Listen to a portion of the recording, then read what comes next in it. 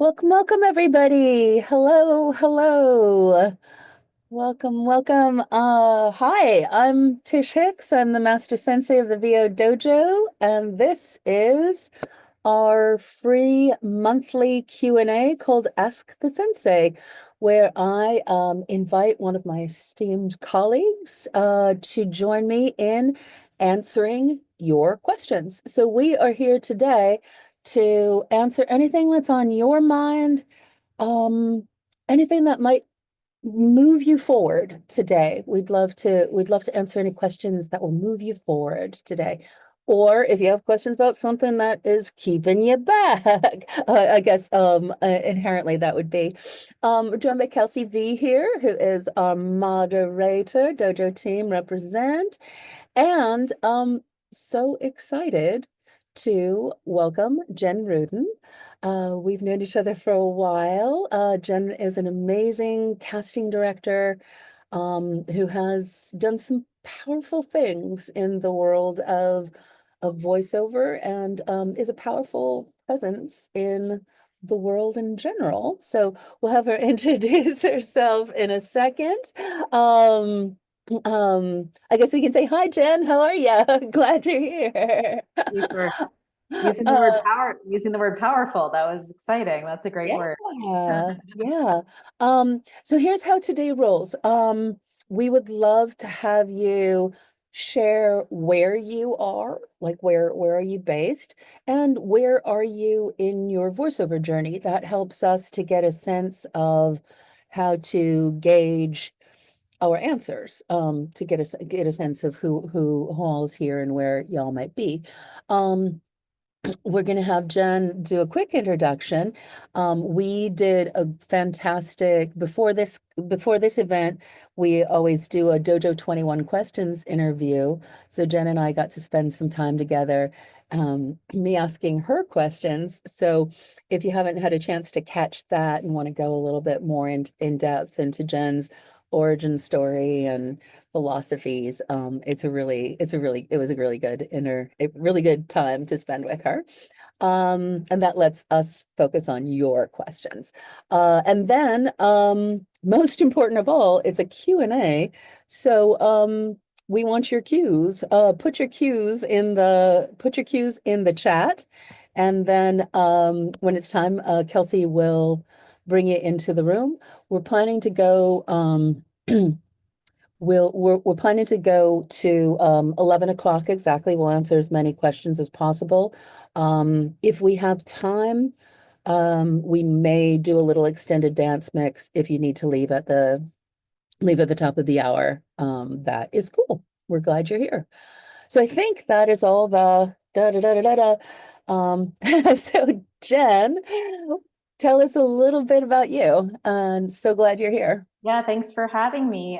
Yes, I would definitely listen or watch the interview that I did with Tish on Friday. It was so funny because I thought I was like coming from yoga, so I didn't realize we were going to be videotaped. And then I sent it to my mother and I was like, next time I won't be in my yoga clothes. And she's like, I'm shocked that you weren't dressed for this interview. But do listen to it. It was a lively conversation. We sort of covered everything. We covered, my childhood, my casting career, my marathon running, my marriage. Like it was really great. So definitely listen to that. And I'm just today I was like, said to my husband Andy, like, I have to be showered and dressed and be on camera. I can't be yoga clothes. So anyway, and I bring that up because I know it's VO. I know it's VO, but I will tell you, when we were casting The Princess and the Frog, we actually videotaped all of the actors in New York, and so many of them were shocked because they came in their VO clothes. So you just never know. So always be like ready to like be presentable, because as my mother would say, you never know if you're going to see Paul Newman at the supermarket, because that was always like.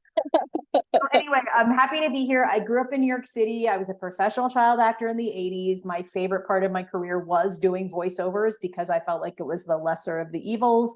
I did a bunch of voiceovers for different campaigns and actually was Beezus in a series of Ramona Quimby books. I can't seem to locate where that is, but I had a good time with voiceovers. I really enjoyed doing them. And as far as the other auditions, it was very, I it's hard, you know, the highs, the lows, the praying to God to please give you the part. I almost got growing pains, that 1985 ABC hit TV series. And I would say that was probably my biggest rejection that I faced. And when you face that at age 12, you really have to keep everything else in perspective. I'm a very proud author of Confessions of a Casting Director. I know some of you have this book.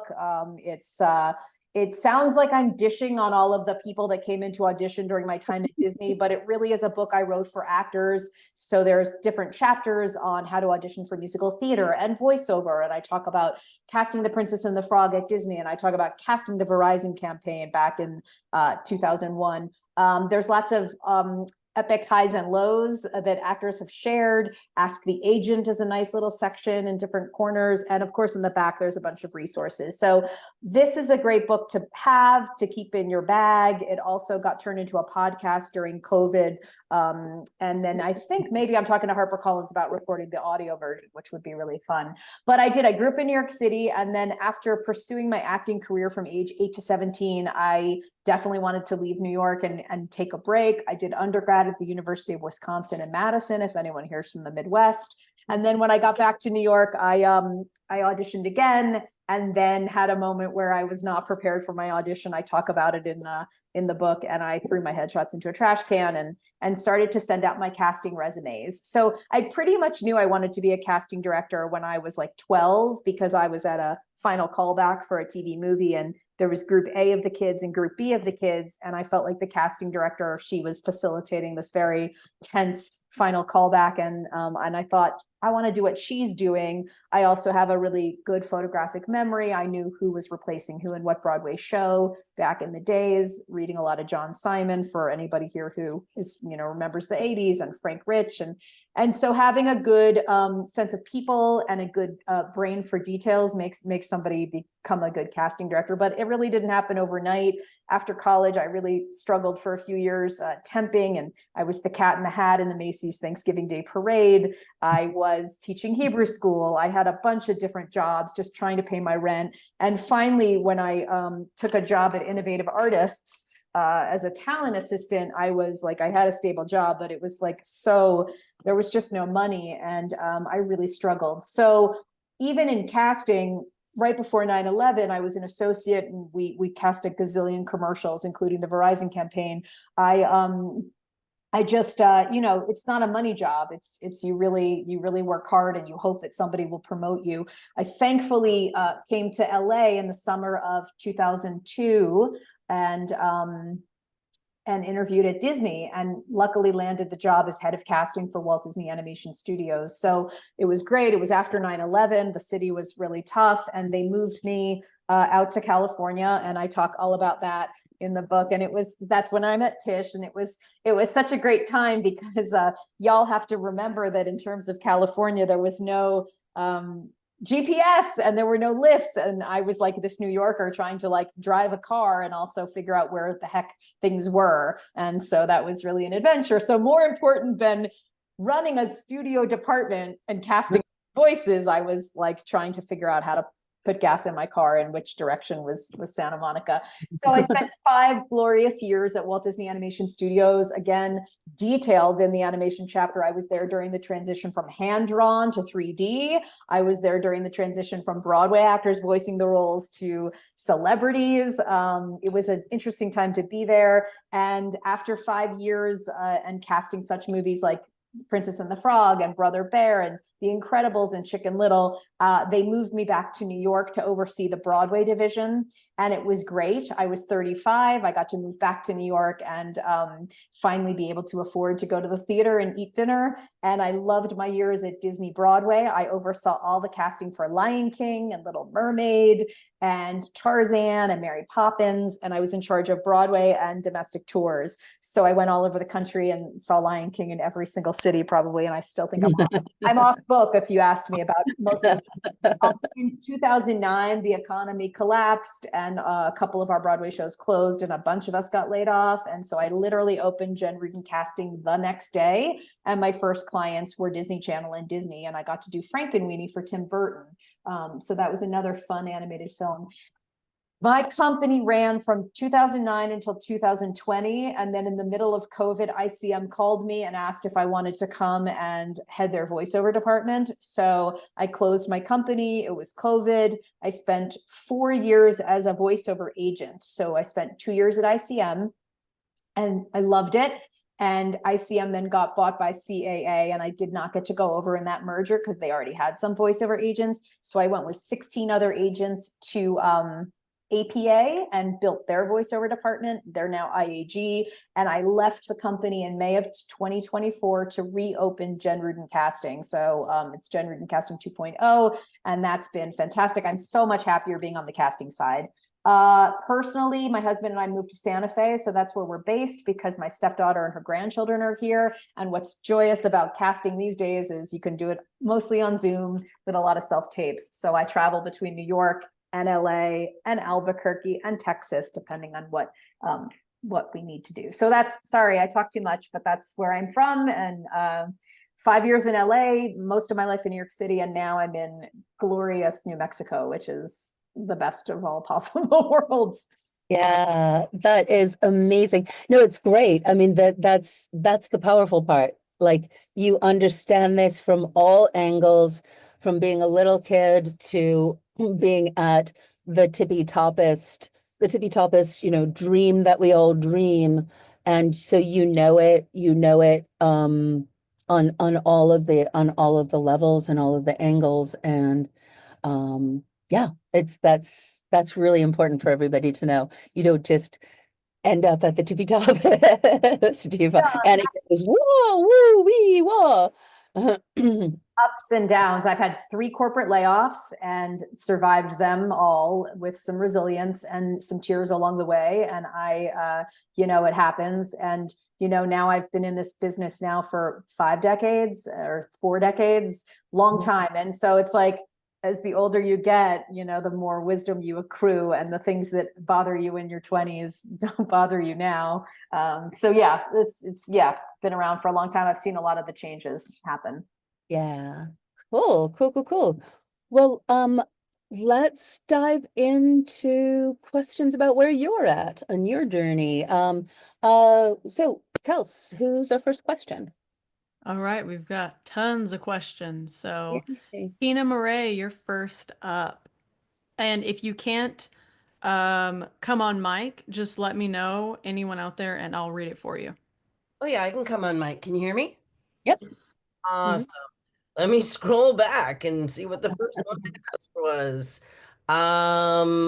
Thanks for being here, Tish. Thanks for running these free ones for all of us out here with limited budgets. And Jen, thank you so much for your wisdom. It's really exciting to be able to get you like this and ask you questions. So I think I have I've got a couple agents on the line now, and I live in the Bay Area and I'm not in LA, and I can do as much research as I need to on it's a great problem to have, but it poses a little bit of problem. I'm not sure who to move forward with. And if you have any, wisdom about that, I would love to hear it. So your question, Tina, is which agency to go forward with? There's certain agencies and experiences that in your practice and in all of your years of experience that are things you should think about when deciding who's the right agent for you. I see. So what is the criteria, not the specifics of who? Yeah. Yeah. I mean, it's a great question. It's a great challenge to have, right? Which is agents. I mean, look, the $1 million question is, how do you get a voiceover agent? That's what everybody wants to know. I'm a big fan of freelancing. If you can freelance, because back in the 80s, we freelanced with commercial agents, and it was sort of like whoever cleared you first was the one that got you the appointment. And I don't think there's anything wrong with having several different agents. Like, if one of them books you in some huge campaign and wants to sign you, then go with that one. But signing anyway doesn't really matter. We didn't really sign people at ICM or APA. We had maybe a letter, but I think, keep freelancing. You don't have to decide, because if you have an agent in the Bay Area, they might be getting a commercial that, somebody in LA doesn't have, or the Chicago agent doesn't have. So I don't think you need to choose unless someone's putting pressure on you to choose. Yeah, some of them want you to, but it's you know, it seems to be more of a situation to just keep it open and do a trial. And I just didn't know if there was like a standard, if you had to, or if you could, if like you can do multiple I shuffling. think you can do multiple, but you have to understand that it's really, if two agents send you the same project, you have to look Right. at who emailed you first. Exactly. Because at the end of the day, whoever got you first is gonna be the one that gets the booking if you book it. And so just keep really fastidious track of your emails, and you should be fine if that comes up as an option or a conflict down the line. Okay, cool. And it full service versus boutique. I don't know, like bigger versus any ideas about that? I mean, it depends. Like there's certain voiceover agents, and then there's agencies that are full service but have a voiceover department. So I think it'll just depends on who you're working with.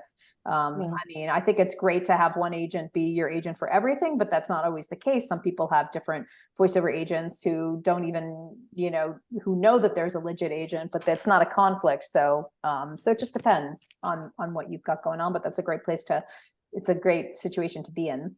Yeah. And for me at the dojo, we always talk about what are the questions. So what finding the right agent for you is actually the question. So I think a lot of times as actors, we stand on the corner going, I want a boyfriend, I want a boyfriend, I want a boyfriend. And what do you want? What do you want? You don't just want a boyfriend, you want a relationship. What are you looking for in a relationship? What are you looking for to accomplish in your voiceover business? Where do you have support? Where do you need support? How do you work? Do you like people who are laid back and go get them? Or you like, yeah, let's do it? Do you need a lot of attention? Do you like, who are you? And then how do you find out about the people who might be people that you, as we say, who are you going to bring into your fully pimped out ride that's ready to drive the Autobahn? Who are you going to invite into the back seat while you're driving the car to help you navigate where you're going to go? Who has a gas card? Who has the relationships? Who do you want to be on a road trip with? Those are the questions that you need to ask, and then you can go ask people like, who's like this? Oh, that sounds like, or one of our flight clubs coming up, Portia Scott's going to be there. Show up. If you don't know Portia is so Portia, and she's an amazing agent, and she might not be for everybody because she's just amazingly herself, and it might not be a good fit. So that would be my perspective. Know what you want first, and then go interview people.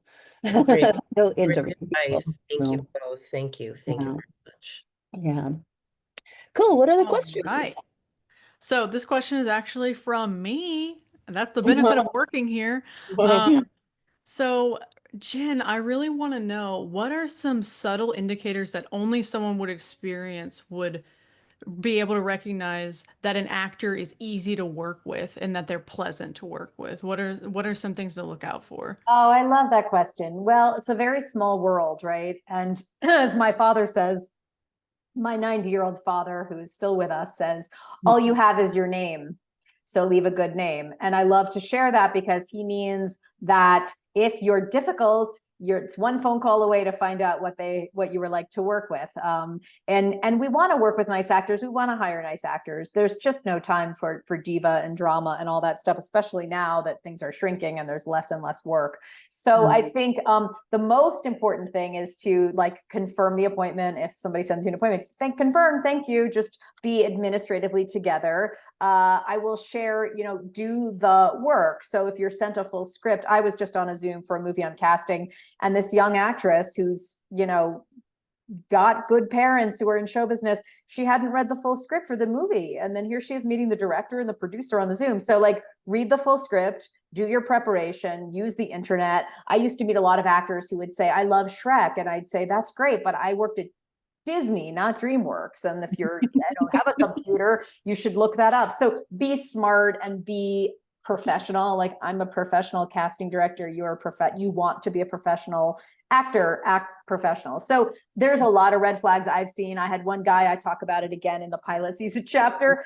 He came into the room and it was a 1-hour drama for Fox. And I was like, look, it's like Walking and Talking. It's like West Wing, very Aaron Sorkin. And this actor goes, I don't watch TV. I'm an indie film person. And I literally was like, well, then what are you doing here? Like, this is pilot season. So don't be cute. Don't be coy. Just do your job. And another actor who came in and said, of the 5 scenes, I'd like to do scene 3 first. And I said, no. And he said, why not? And I said, because the scenes are given to you, the actor, in a specific order. So we're going to do scene 1 first, because that's scene 1 where we meet the character. And then by the time we get to scene 5, if we do, it's the character in some sort of crisis. So like, follow the directions, label your MP3s properly. Like, if you can't take our simple directions, how can we endorse you to go to set, or how can we endorse you to go to rehearse a Broadway show if you can't even confirm an appointment? So those are, I think I've made my point.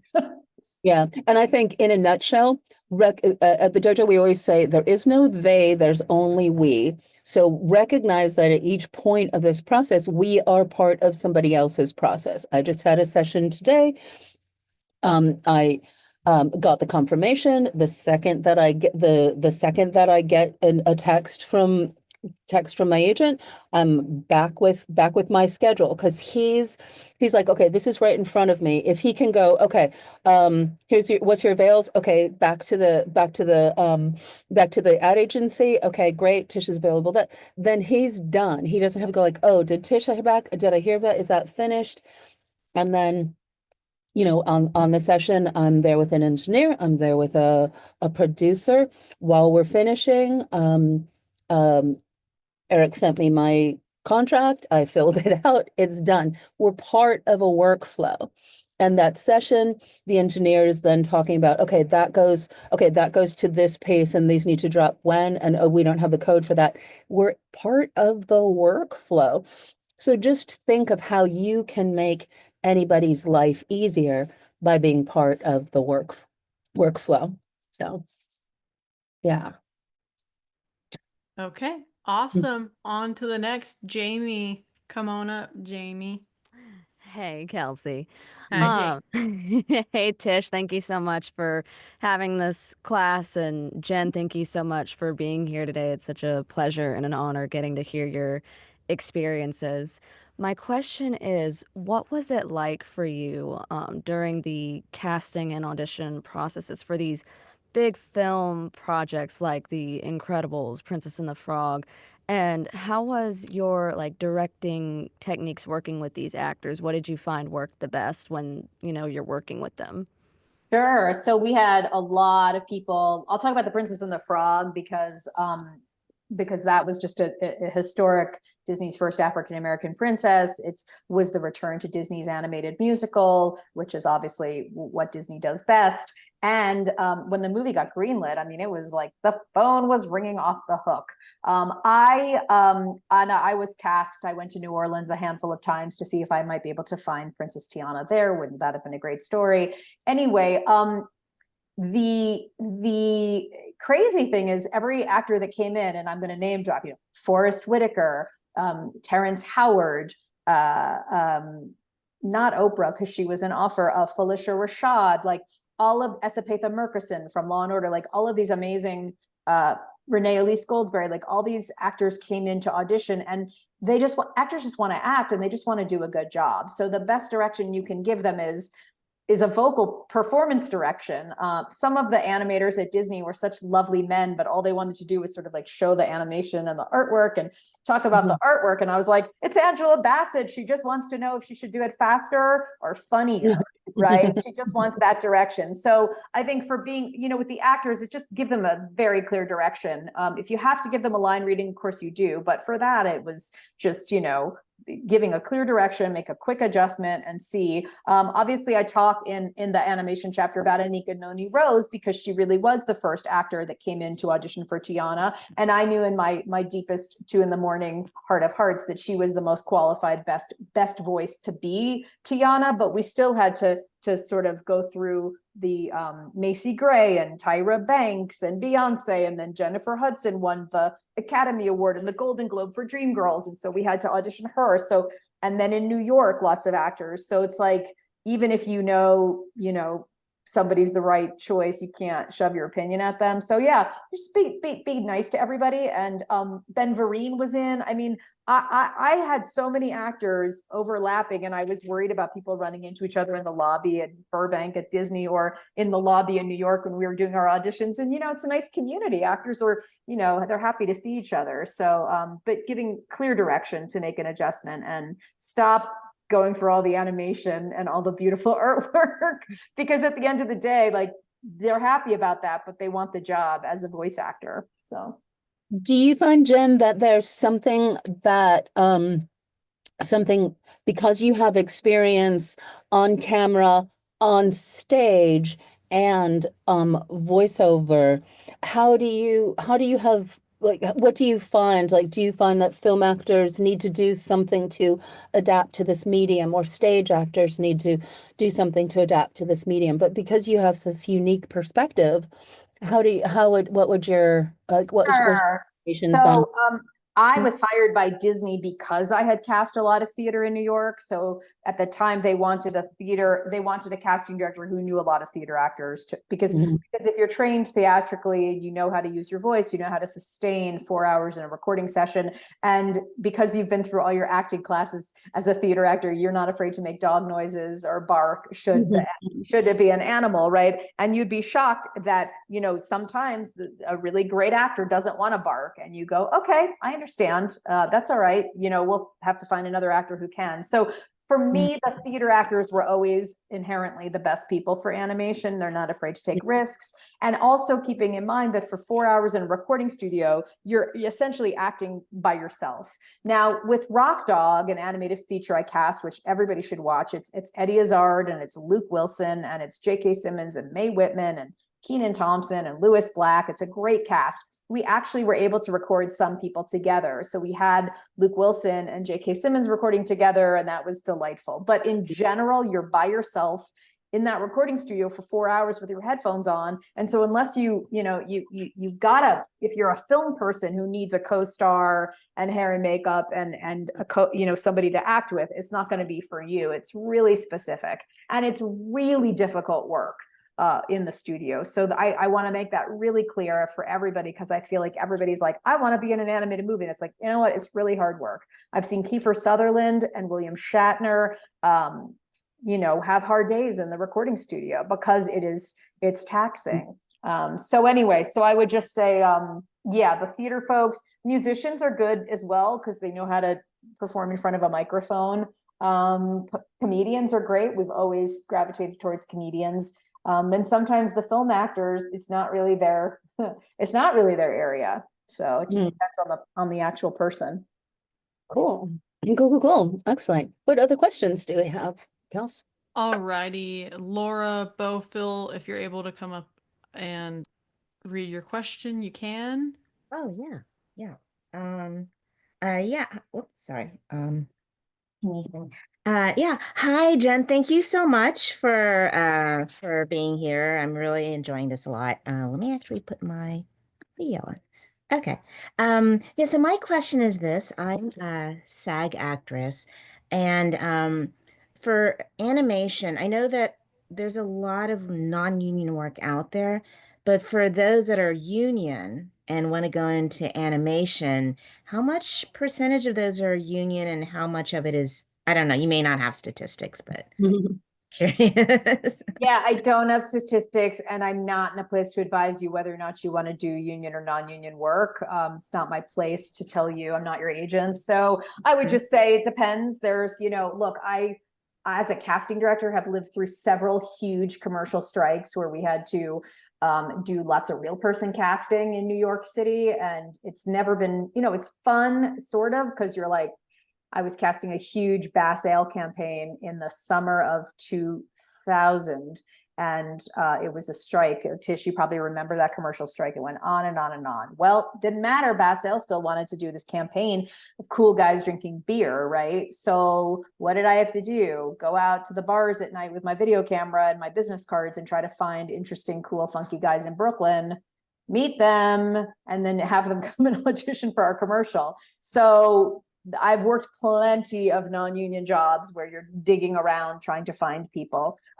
So I think it just depends. I mean, if you've joined the union, that's huge. I'm a union actor. I think that's my concern. Like, I know a lot of commercial things are I mean, a lot of stuff is non-union, and I think that's what I was wondering as a union actor. Is it? Yeah, I mean, I try to encourage every project I'm casting to make sure to do it under a union contract. Sometimes I'm casting a commercial and they don't.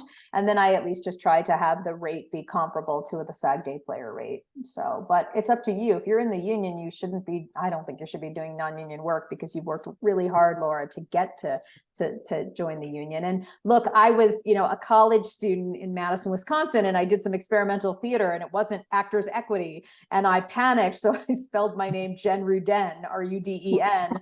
Was Actors Equity ever going to find that program? No, but I was like, so it was like a joke. Like, I had friends being like, hey, Jen Rudin, because it wasn't, I just did it differently because I was like, oh God, if the union finds out that I'm doing this non-union thing. So, it's up to you. It's a personal decision what you want to do. And then I think Laura, like recognizing where like a Disney, well, I guess, and Jen, you would, like, if you're working on a Disney feature, that's going to be union work, right? Bigger things are, so I think it's like anything. I think the thing about animation is that there's all levels of animation happening, indie animation and anime and all sorts of things happening.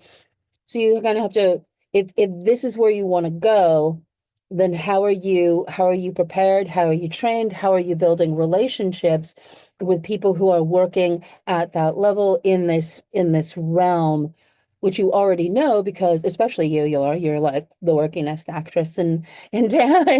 Boom, boom, boom. You know what that is. So it's how do you strategize, right? It's kind of like a different playing board when we're union, and then it's if you sit around and go like, it's not like it was 30 years ago, then you're just going to be sad.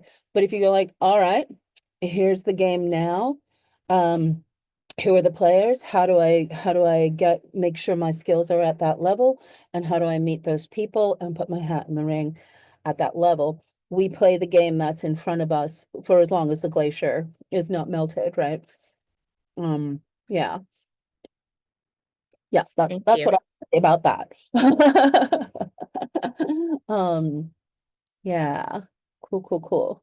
All right, we got a ton of questions to get through, so let's keep on going. Knees to chest. Tina Murray, if you want to come back up, I know you. I think I remember what this one was about, Jen, just in terms of your comment around there's less and less work. And, here we all are, happy, eager, waiting, and, hustling. And I guess what's your pep talk? What's your sense of the business? What's your sense of, there's an animation strike, but there's this AI scare, and, just how being in the business and doing what you do, and, it's your love and your life's work and career. What's your pep talk? What is your sense of how to just keep going? And yeah, it's a great question. I mean, look, we've been through a lot.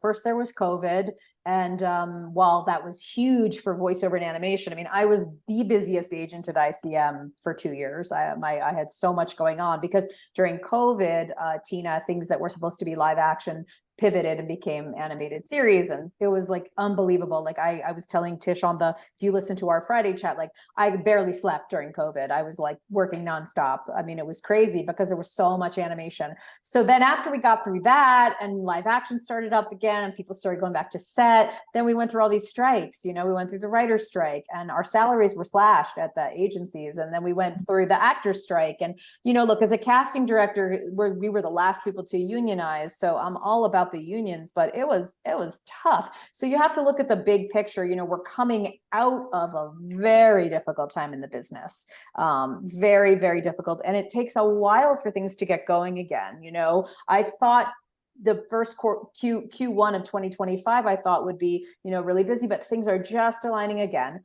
Plus, you have to understand that all of the studios are, everybody's combining, right? And things are shrinking and content is less than it was because there's so much content that hasn't even aired yet, you know? So it's a really tough business. And I was telling Tish, like, you know, if you want to stay in it and do it, you've got to also have other things that you're doing. You know, you have to have your side hustles and your supporting careers. I don't like to call them side hustles. I call them supporting jobs, right? You have to have things that you do that make you happy. You have to have the people in your family or your friends that make you happy and sort of keep your perspective. I hope things will shift, and I think they will. I think Anora winning the Academy Award was a good example of an independent film that was made for $6 million. And, you know, I hope that will inspire. I'm working on 2 indie films now that are very low budget. They're going to be great movies, you know, so it'll just go in waves. Everything goes in waves, but we have to look at what we just came out of, you know, a very traumatic period of COVID and then the strikes, you know, and nobody would have predicted that those strikes would go on as long as they did. Now, for me in animation, even though there were strikes, Nickelodeon had their own contract, I was still always busy in animation, always busy. but just, you know, that's my pep talk. Like, you know, time moves on and we will keep moving forward. But if there's something else you want to do that will give you the same fulfillment, or as I said to Tish, you know, go to dental school, be a dentist or be a wrist surgeon. Like those are real estate. Those are jobs that are extremely, be a plumber. I mean, it's not a joke, like the skill set, or a hairstylist. Like these are jobs that are needed, you know? So anyway, but we'll see. And hopefully hope for the best. You know, I'm always eternally optimistic. I don't know if it's a character defect or if it's a good thing. I wake up every morning excited for what's going to happen. And I think that's why my husband likes me so much, because I'm cheerful and peppy, but like, we got to keep on chipping away at that boulder and just. That's beautiful. Thank you. One other sub question for everybody. Is there an area of VO that like just doesn't go away? Like it doesn't really get hit by all these things, that it's constant? I don't know. Tish, you might know more. I don't know. I think I think anything can be affected. You know, right now video games is on strike, but there's a renewal of the commercials contract. So if something happens there, that, you know, I think the key to everything is relationships and diversification. So don't build your thing that I only do commercials, I only do video games.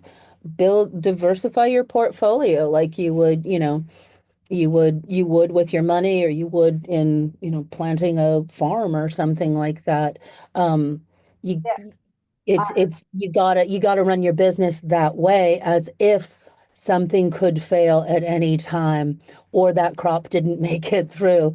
I think that's the key to it. Yeah, and just to add on that, and Tish, I love that you're talking about farming, because like now we have this house in New Mexico and I'm like, these juniper trees, like I don't even know what am I supposed to water them, but I do think Tina, that, you know, I have written lists like, wouldn't it be crazy if, you know? And so again, surviving 3 corporate layoffs, you know, wouldn't it be crazy? You know, Tish knows, like, I'm a marathon runner. I started running marathons in my 50s. So at one point I went, wouldn't it be crazy if I became a running coach? because you know what, coaching runners is the same as coaching actors. It's the same thing. I've coached actors privately and in group classes for, 15 years. And so I got running certified. I got my certification, and my husband thought I was crazy. And I was working at New York Roadrunners as a side job, coaching runners on Saturday morning. What a joy, so I do think you can ask yourself, wouldn't it be crazy if I did this? Or, there's an article in the New York Times about the Gen X, my generation, and how,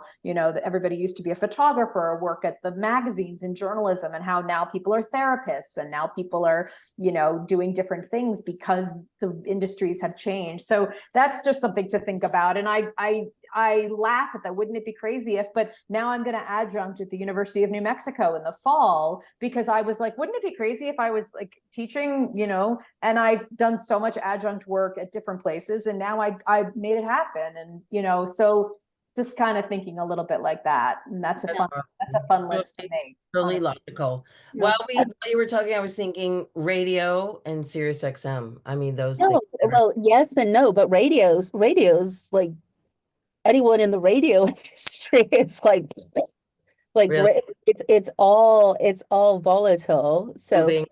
I mean, Okay. yeah, yes, and and then I think going back to that, the key is relationships. And if you've been doing this for a long time, you have people that you've been working with for a long time, and they're getting older, and the business is changing. So have old friends, make new friends. Yeah. Who's doing what now? It's the people that are going to, because that person might leave radio and go to someplace else, but that person. So really is kind of the through line of the relationships, and then where your skills will go. So yeah. Thank you both. Thank you. Yeah. All right. We have a gazillion and 2 questions approximately, so let's move right along. I'm gonna go into one that's a little more, I think everybody wants to hear. Tiffany May. Hi. Hi, Tish. Hi, Jen. Hi, everybody. Thanks for having this. Yeah, my question was, what do you love to hear in an animation audition? I'm speaking more of like a not in person, but like MP3 audition from an agent. And what do you maybe not want to hear? Yeah. That's a good question. So, we were collecting MP3s long before COVID, just so everybody knows. I was on Zoom long before COVID. So, on the one hand, it's wonderful. We can curate, as I like to put in quotes, curate our audition and do a self-tape MP3. And isn't that amazing? So if you're a midnight person, you can record your audition at midnight. And if you're a morning person, do it in the morning. The problem with these auditions is that you're not getting the context, the direction. It's not like the olden days when Tish would come into Disney and we'd, go over we'd do an audition and I'd throw notes and all those things. So you have on the one hand, it's great because everybody can curate and there's more opportunities and more people around the world can send in their MP3s. On the other hand, it's really hard because now there's to quadruple the amount of auditions coming in. I think you got to follow the directions, Tiffany, on what they want. Do they want 3 different MP3s? Do we want one edited together? In a recording session, you're recording 3 lines in a row, 3 different ways, or each line 3 times in a row. It's not like that in audition. You want to follow the directions. Don't need a scene reader. It's very infrequent when we ask for somebody to read the scenes with you. So you want to make sure to follow all the directions and don't improv it, unless it says, take it off the page and send the 1 take that they want or send 3 takes. So the second you try to do anything different, it's going to be annoying. And the second you try to be, you even have to name your file properly. That's Linda LaMontagne, Tish knows, if you don't name the file properly, she will never, and I'm the same way, I will never listen to it because I just don't have the time to rename. So I think you just want to follow the directions. You want to give your take on it. My preference is that you do not slate in character. And the reason why I say that is because I'm not meeting you in my studio the way I used to. So I kind of want to hear what you sound like as a person. But just really pay attention, because when we send out those auditions and we can't give you a full script because of the IP confidentiality, read everything in detail. And the truth is, the improv, it's a great skill to have, but don't do it unless they want to hear it, because you're basically insulting the writer and saying, you know what, I'm funny, I can make it funnier. just don't do it unless. And it's a real red flag that you're either dyslexic or you can't follow directions if you cannot read the copy the way it's written. The writers have toiled over the scripts, everybody. And by the time it arrives in your inbox, it has been vetted by business and legal affairs and 5 producers, 10 other people. So for goodness sake, do it that way. So that, I think, Tiffany, is like pretty much, you know, my favorite. And that's kind of like the logistics part. What about in an audition? Like when you hear an audition, what are the things that catch you or you're looking for?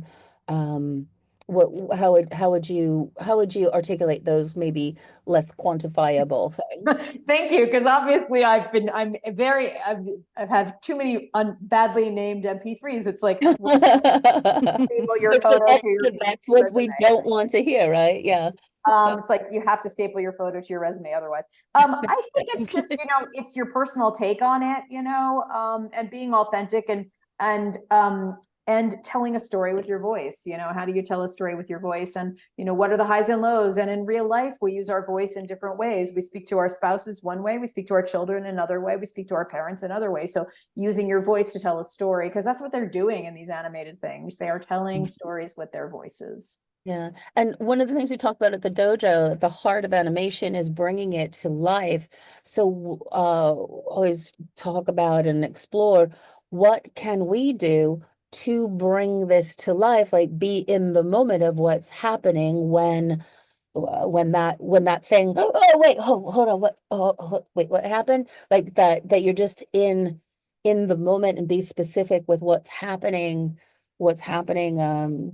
Yeah, in the animation story. So, you know, Yeah. animation is fast, it's moving, animals are flying, you know, alligators are swimming, you know. It's a movie called 𝗏𝗏 that I did, which was a zoo movie, and all the animals were just giraffes and there were koala bears, and like, what is the action that's happening in the animation to keep it moving? So I think there's that, and also thinking about pacing as well. You know, it's not live action where we cut to your reaction shot. It's definitely, you know, fast. And if it's preschool, it's preschool. And if it's adult animation, it's adult animation. I cast 𝗏𝗏𝗏, which is a beautiful adult animated series on Netflix. That's going to be very different than when I cast Peter Rabbit on Nick Jr., which was for I hope so. little ones, you know, so trying to figure out what the genre is. And if you don't know, because we couldn't send a script, you should ask whoever emailed you, can you share information? So yeah, we talk about the tone of the tune. What's the tone of the tune that you got to figure out that. Is that helpful, Tiffany? Yes, thank you so much. It's amazing. Okay, good. Awesome. Well, before we go to the next question, want to take a little moment to let you know what's going on at the dojo and how to stay in touch with Jen in case people need to hop off at the top of the hour. So in terms of things that are coming up at the dojo, we do this the first Wednesday of every month. As the sensei, we have Get to Know VO, an informational webinar on the third Wednesday of every month. Get to Know VO this month is going to be our demo listen derby, where we, me and our our demo producers, Brittany Cox and Ryan Ricks from Next Level Voice Demos.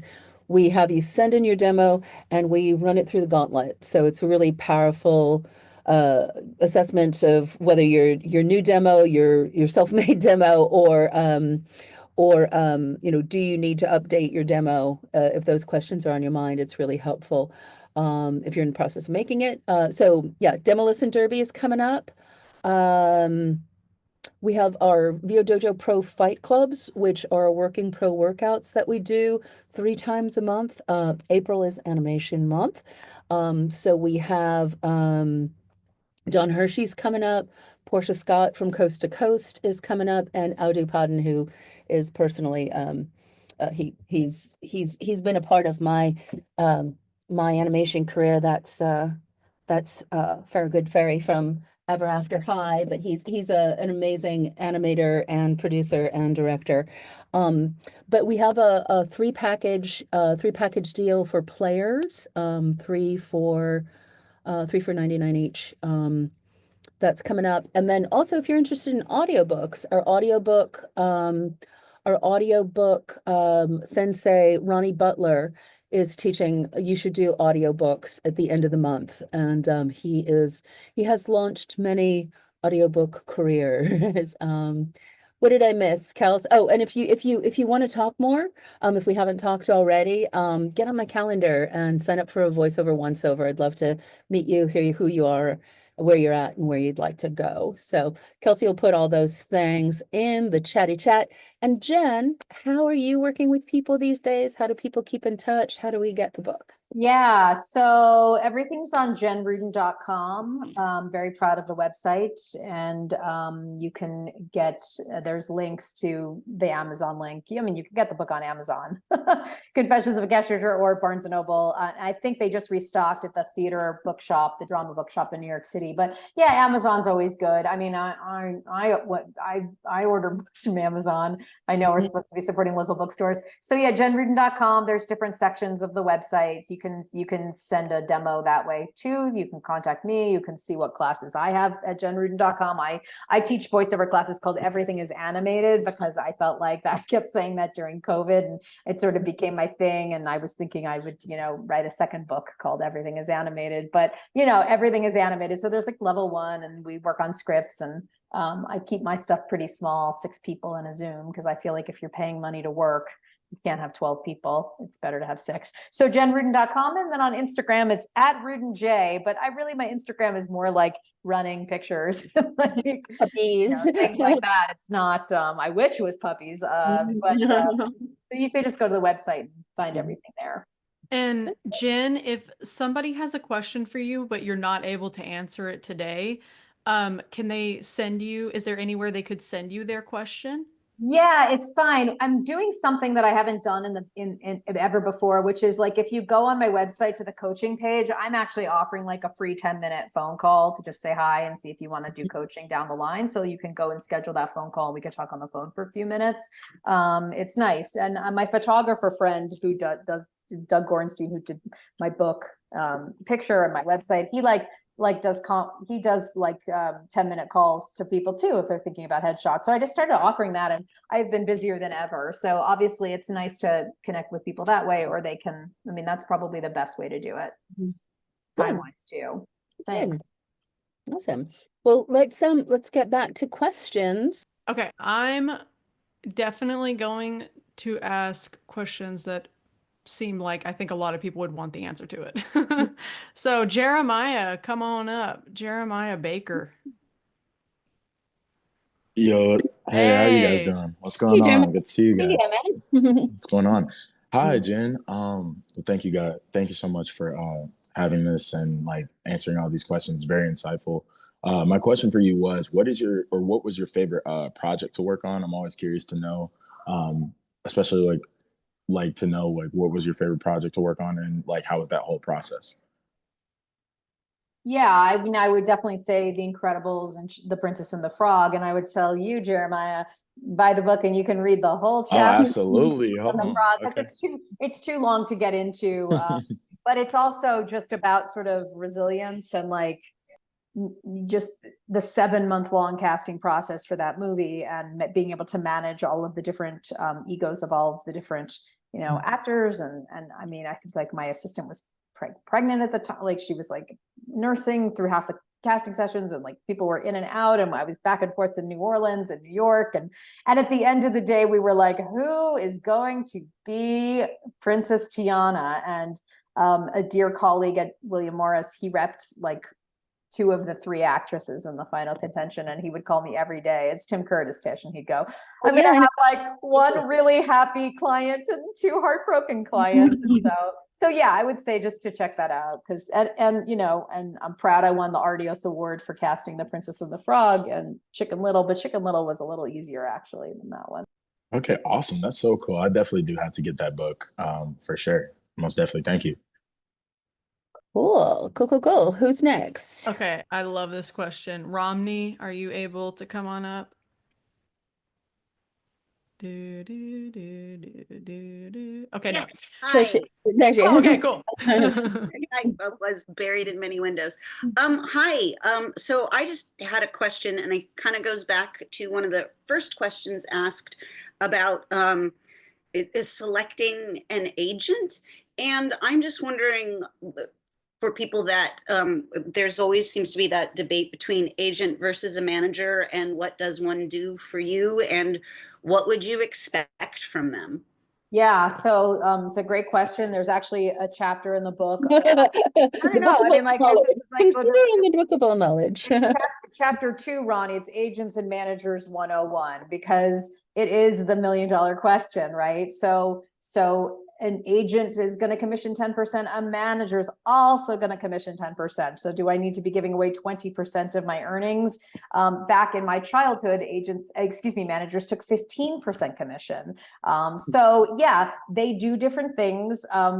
You'll read that chapter that will help explain it, because an agent is supposed to procure work for you, like an employment agency, and a manager is supposed to be managing your career. So I represented Alan Cumming and Lucy Liu at ICM, and it was a great example of what do their managers do? They do a lot. They are scheduling everything. They are figuring out hair and makeup. They are doing some travel stuff. They are reading scripts for their clients. They are talking to them every single day, versus Lucy Liu's agents may not talk to her every single day, but they probably talk to her manager every single day. So there's lots of ways that agents and managers work together, but definitely grab the book, read that chapter, and you'll know what the differences are and what they're supposed to be doing. And you can have an agent and not a manager. You can have a manager and not an agent. You can have both. You can have none. You know, it just depends, as Tish was saying, like what do you need? And then you have your interviews. Typically, and managers are supposed to be thinking about you 24/7 and should only have one client in your category. I mean, that's kind of what I think, but it's not always the case. So it just, they're definitely, everybody always said, God, you'd be such a great manager. And I'm like, I would be, but I really liked being an agent or a cashier, because I really don't want to discuss wardrobe all day with my client and, airplane tickets. So. Yeah, and I think in voiceover manager might be a little bit different than an on-camera act. And then the other thing about managers is that you sign an agreement that managers get 10% of everything you make. So that's a big thing. And you need to when you step into a relationship with a management, you need to know that there are things that you can say, a little prenup thing, like not that client, not this. And then you figure out how to make everything as beneficial as possible for everyone who's on your team, right? Because the more opportunity. My agency of many, many years happened to dissolve into dust recently. And I'm with ACM, and we had a discussion of like, I'm not really sure who else is out there that's going to be worth 10% now that we have all of the realms covered at ACM. So that's been my choice at the moment. I also had cancer last year, so getting a new agent was not really one of my top priorities. I'm better now. It's okay. But yeah, so read the book, and then I would say often having an agent first might be a good way to go, because often managers are looking for people who have established careers, have income flows, have things established that you can take off and run, but not always. So yeah. Yeah. Cool. Well, it's 11:03. Do you have time for one more question, Jen? Yeah. Okay. One more question. And again, if you have a really important question and you feel like you need it answered, Jen has her one-on-one. I put it in the chat. So if you're like, I'm bursting at the seams, go there. And I can stay on for a little bit too. So. Yes, and Tish will also stay on for a little bit. I think 𝗀𝗧𝗃 has a really great question to end on. 𝗀𝗧𝗃, are you here? Yes, I am. Awesome. Thanks. Okay. Hi, Jen. Hi, Tish. Thank you so much for this. Just had a quick question. So I love the show Arcane and shows like, Love, Death, and Robots. And I'm just wondering, as a VO, how best can I put myself in front of like the decision makers to be able to even have the possibility of auditioning for something like that? I'm wondering if you had any tips and advice. Does it go through agents, or is it out there for people without agents to? It's a great question. I think it really depends on the role that we're trying to cast and how wide a net we're gonna do the outreach. So Arcane was You know, they were very specific about the voices that they wanted because it was based on the IP of the video game. They were very clear. It was actually one of the easiest casting jobs because they knew exactly what they wanted. Most people really don't. So in that situation, it was just reaching out to a few agents and not doing anything massive. On the flip side, with a Netflix animated series I cast called Dead End Paranormal Park, it was Netflix's first trans male animated series. So I had to do that search and I had to figure out the terminology of, you know, trans male, trans female, like what's the lingo, who's at what stage of transitioning, right? I learned a heck of a lot. And that was a situation too, where I needed to find, in addition to that voice, I needed to find a Vietnamese American young man for one of the roles, not Asian American, Vietnamese American, very specific for Netflix. So that was a situation where I was on the Asian American Actors Alliance on Facebook. I'm in their group, you know, and I put out a casting notice. Hi, this is what we're looking for. It's a streamer. And boy, if I didn't find that guy there, you know, and boy, that was a fun call to make. Like, he got it. Vietnamese American kid right out of college who did his callback under a sheet. He didn't even have a microphone. I mean, it was great. So that's one extreme where we're going to really dig and do grassroots casting, which is always fun. And then you have a situation like these, you know, high-end Netflix animated series that we want to be part of, where they don't need to do that big an outreach because they're going to go to some celebrity. So I would say it just depends, and you can do as much Googling and you can set Google alerts for, you know, Riot Games casting and see what comes up, but it's so case by case. And I'm sharing those two stories because they actually happened in a very similar time period, where one project was every day I was like speaking to different, you know, I was just digging. And then the other one, it was like a lot of incoming phone calls. So it just depends. I can do one more and then I got to pick up my husband on his bicycle. Thank you. Okay, awesome. So I really think that actually, Kara, I would love to hear your question. Your question is so interesting.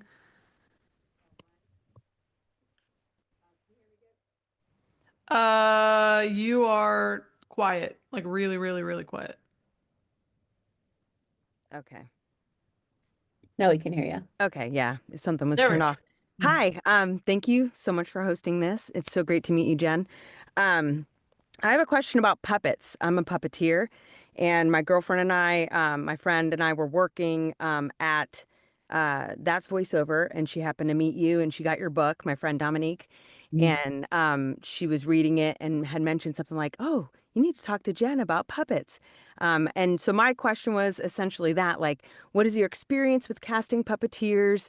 You know, right now I'm in sort of like a little, it's definitely a very small niche, the art form of being a voice actor and puppeteer. So trying to find like the right agency and the right casting directors that will kind of have those projects. That's kind of my question overall. Like, what are your, you know, what's your experience, and, you know, where do you suggest I look for stuff like that? Yeah, I mean, I have been very lucky to do a lot of casting for Sesame Street over the years. And so sometimes they do need puppeteers. And so I would just, you know, it's such a joy, everybody, to do a casting session with people of their puppets, because it's like, hi, slate your name, and then who's your friend, and you're like, this is, you know, magical stuff. So I would say, you know, sort of keeping an eye on Sesame Street and seeing what they need, because they really are the main people who've done everything first. I haven't like, I did some casting for Sesame Street last summer, but it was kids, not puppets.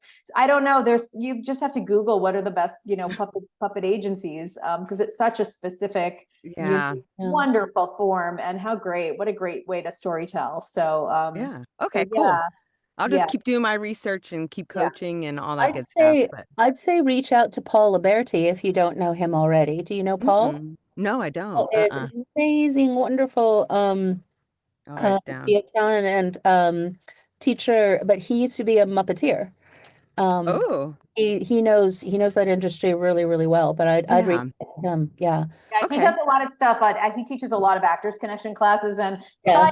side note, he was my Pilates instructor at There you go. Does it all. Speaking of, so many, many years. I would go to his Pilates classes, and then I would see him at Actors Connection. I was like, Paul, what are you doing here? I had no idea he was doing this other thing. That's funny. Oh, Yeah. awesome. But thank you. Thank you for that. I just was curious. I mean, I've done a lot of training with puppeteers that work on Sesame Street currently and have worked with Jim Henson and Muppets and things like that. But just trying to find, they're already like with agents and they're already like working in the industry. Some of them do like, like stage work, puppetry. I have a hand rod puppet, so I'm more monitor work. So, so just like trying to figure out where those are and who do I need to be connected to. I mean, I'll just keep doing my research and stuff. So thank you so much. Cool, cool, cool, cool. Well, Jen, go get your man, and thank you so much for spending time with us. And thank you all for being here with Jen. I can hang out for another. Thanks, little everybody. Have a great afternoon. Okay, thanks, Jen. Hey, Jen. Yeah. And I'm happy to breeze through the questions that we have. If you need to leave, we do have recording of this, and and are you thinking about San Francisco? No, I was thinking about something else. What were you thinking of? What was your I was gonna say MJ stay on because Tish has an opera background, so she will have we just talked yesterday. We just talked yesterday. Yeah. Okay. Yeah. Okay. I also forgot to say, next week on April 10th, I'll be in the Oakland area with Tina Murray. 𝗏𝗏 Gaskins is creating an event that is getting into voiceover. So if you're live in the Bay Area, or if you know somebody who's in the Bay Area and is interested in beginning or furthering their voiceover career, we'll be there. Email us for the information. Yeah. Or Tina, or Kelsey, can you share the information? Yeah, just did. Okay, awesome. There's the information if you're in the Bay Area. Awesome. Let's see who's left. And we've got a good number of people left. Let's see how I will carry on to answer your questions. What other questions do we have, Kels? What was the question before? Before the puppet one. Thing. How can you put yourself in front of decision makers? Decision makers. Yeah, I think this is one of the things that people getting into animation really need to know, and it's a little bit of a paradox because you might be like, my burning yearning, I just want to do animation. I just want to do anime. The reality is, at the higher levels, the access to that is through agents. That's just pretty much true. So then you have to play the game in a joyous way, not like the play the game, but like, hey, let's play the game. Energy. You have to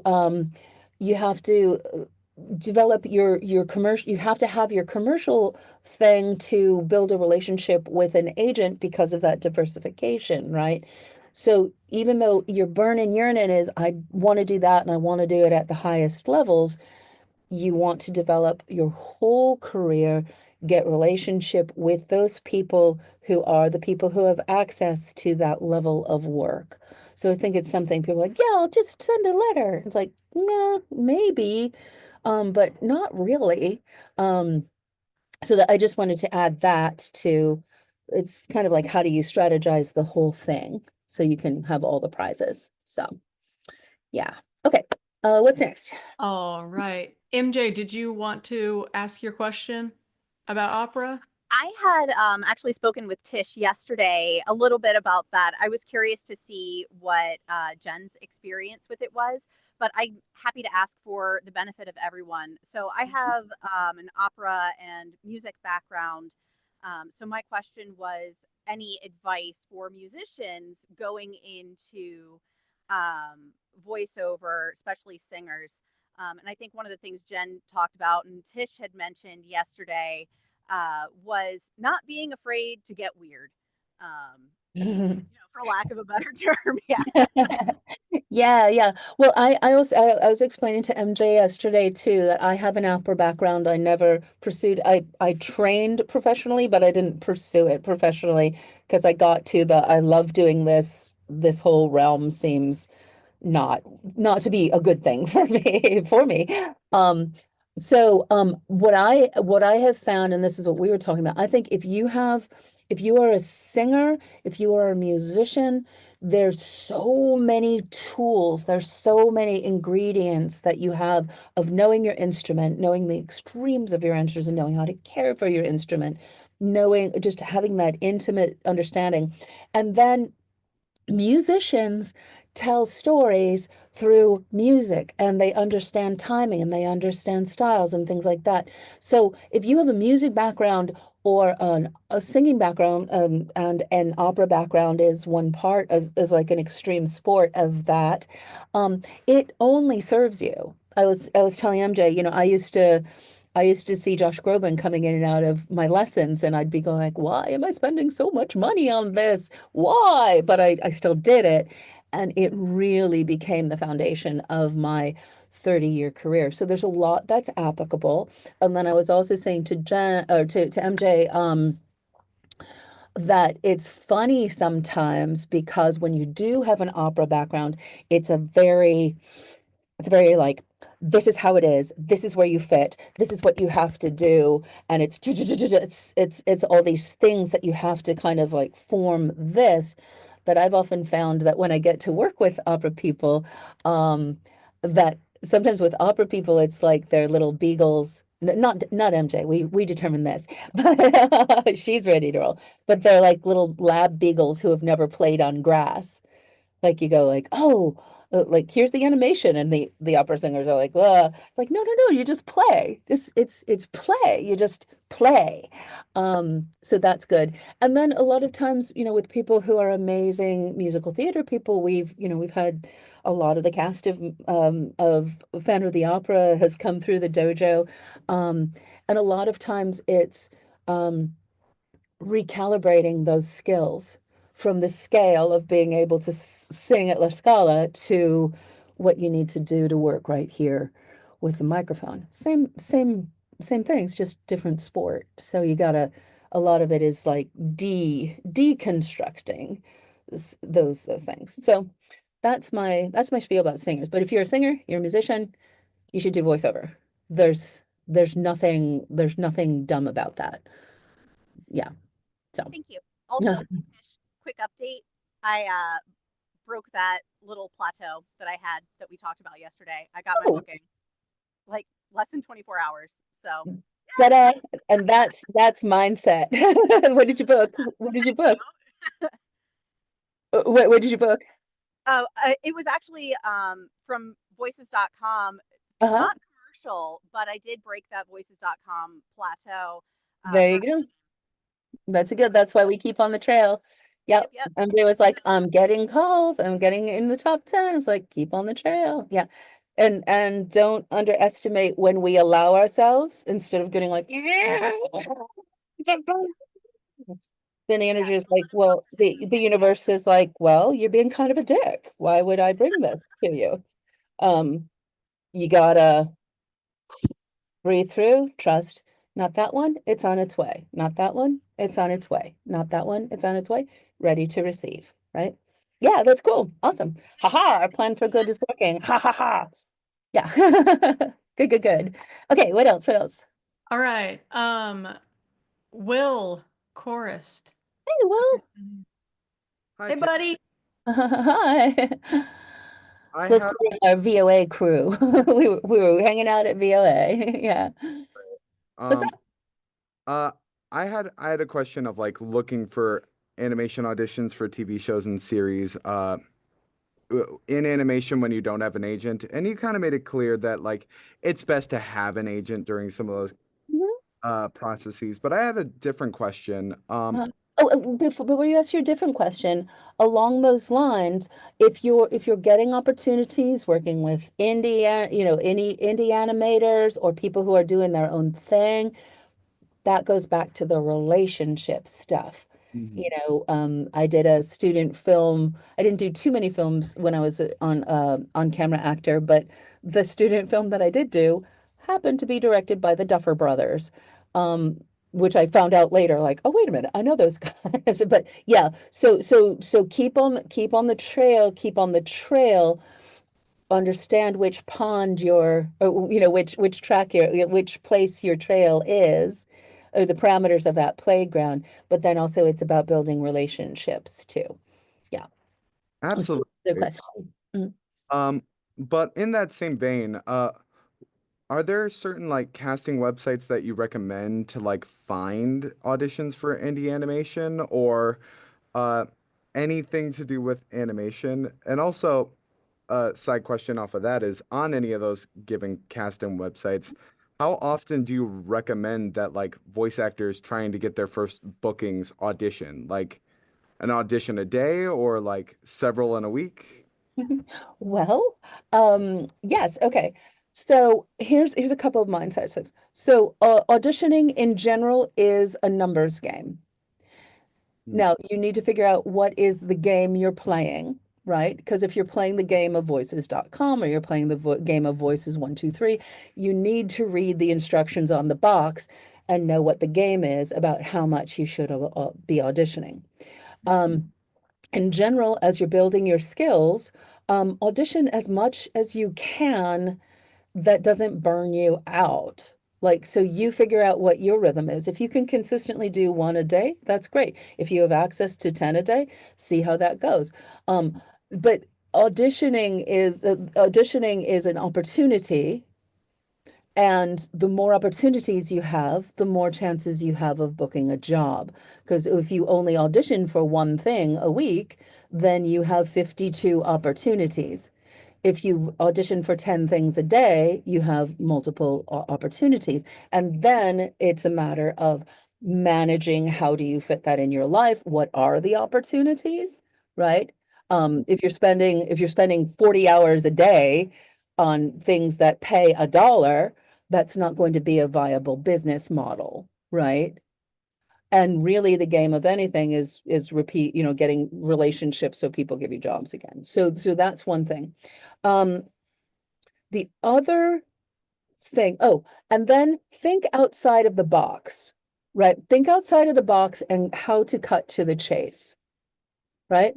So if you want to go see a concert, a band, and it's playing at a venue, anybody can stand in line or press ticket, you know, the hot ticks or whatever the Ticketron, right? I might be dating myself, but anyone can get how you can stand in line around the corner and hope that there's tickets when you get up to the door.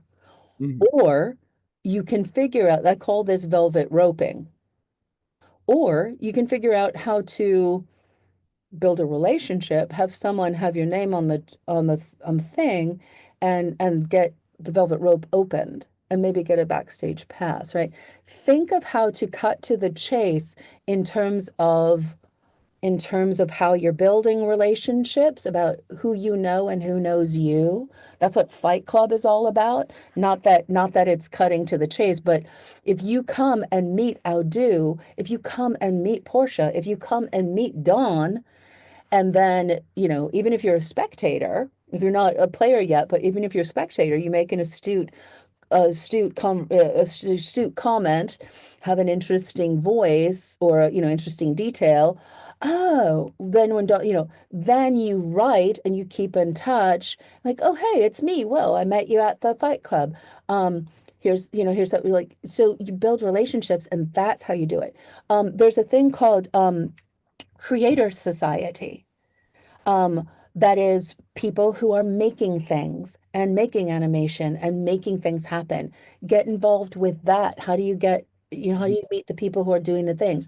There's things like women in animation that you don't have to be a woman to do. Meet the people who are doing the things, right? So think outside of the box. If everybody stands in line like, okay, it's my turn. Oh, darn, the thing closed, right? Does that make sense? Yes. Yeah. Absolutely. Yeah. Cool. And Thank you. I want to add to, like, you never know who will be interested in what you're working on. Like we were, if you're working on your own podcast or your own comic and you're looking for a dub, we were talking to my partner was talking to Alexis Tipton, who's really big in anime, and just about a podcast that I'm in. And she was like, "Oh, sick, I want to be in it." And so now I ended up in a podcast with her, and that's super cool. And you just never know who thinks the thing that you're working on is super cool and wants to be a part of it, Right. But Tish, do you want to do a question more? If there's more questions, let's finish up. Thank you so much. Oh, sure. Good to see you. Jamie H, are you still around? Let me see, Jamie H. Oh gosh. Okay. What happened? So I was about to say, I think her question was more for Jen, but maybe you can answer. Her question was basically, how can she help directors understand better ways to direct kids? Does that make sense? Because she's not a voice actor, but her kids are voice actors. So she had a super nuanced question.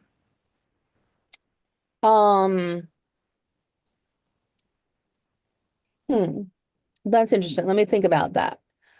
So I think as talent, and then as parents of talent, I have two kids. I have two kids that have worked in the business, so I know what it is. If you're working with someone who, so they're 6. They're 6. Okay. So anyone who's casting someone who's 6 will probably have some experience, probably, but if you don't, then I think it's not, I don't know if it's our place to say, this is how you direct a kid, right? Unless you, but it's for us to prepare our kids, if that makes sense. And she's not here, so I can't ask her again, right? Yeah. I think it's an interesting question. I mean, Jen is a fantastic casting director because she was a kid actor, so she knows what stresses there are, right? She knows what it is. So I think, because it's a tricky thing, because you don't want to be like, hello, I'm the mother of a 6-year-old. I want to tell you how to work with kids, right? That's not an email you want to get. Did you ever, when your kids were auditioning for something or working with a director, did you ever have to step in and like clarify a note for them? No. I mean, because when my kids weren't that little, first of all. Okay. My kids, like if they did something, it was like we sent in auditions and stuff. Anyway, so I think it's I would say it's up to you to prepare your kids to be ready to work with anybody. That would be my response. And talk to oh my gosh. Yeah, to find a good kids coach, and get your kids ready. That would be my thought. It's not, or figure out how to casually, I don't know. If I were a director and someone called me up and said, here's how you do this, and I think your kids need to be ready to roll and hold their own. When they're in a session, they don't need helicopter parents, but that's my thought on it. Yeah. Good. Do we have time for more? Is there more questions? There was one more from Tina, and she said, this was for Jen, but I think you could answer this one. How much say does the casting director have in the final choice versus studio, director, producer? I wouldn't say 0. Jen, I think she said this. It's in our 21 questions, but it's really the job of a casting director is to present the choices. Mm-hmm. That's how a casting director does their job well. I've brought you excellent choices. I can vouch that all of these people will be able to do this job. And yeah, we did talk about that because if you're a casting director, like, oh, I think you should go with this one. Either they'll go the other way, or it's so I think it's the casting director's job to present the options, and then I mean she would able to say more specifically where her input had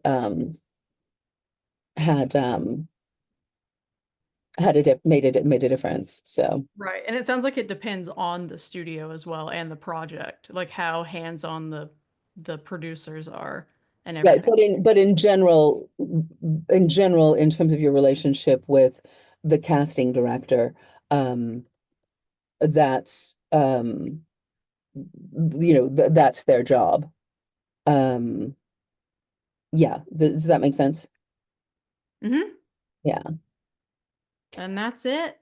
Yeah, awesome. Hold on one second. Yeah, thank you all for being here. Please make this a destination. Hopefully it was helpful. We'd love to hear what you got out of it. If we haven't talked and you want to talk, give a call. And hold on, I'm just Yes, I'm gonna put Tish's to her calendar link so you can sign up for a call with her. She'll help you figure out where you are on your journey, if you're a good fit for the dojo, and how we can help you get, from where you are to where you want to go. yeah, yeah. Awesome. Well, thank you all, and tell your friends, and we'll see you next month.